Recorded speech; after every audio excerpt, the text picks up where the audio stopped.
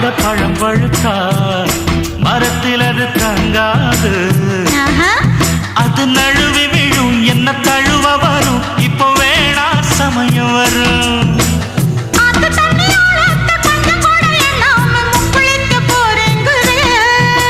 நீச்சல தங்கத்துக்கிட்ட அப்புறமும் என்னத்துக்கு முத்தெடுக்க வேணாங்கிற.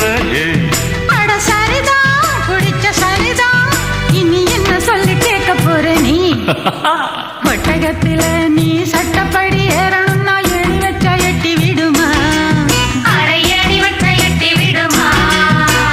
ஏணி வச்சு ஏறினாலும் ஒட்டகம் நகர்ந்து சின்ன அந்தரத்தில் ஏணி நிக்குமா? சொல்லு அப்படியே ஏணி நிக்குமா?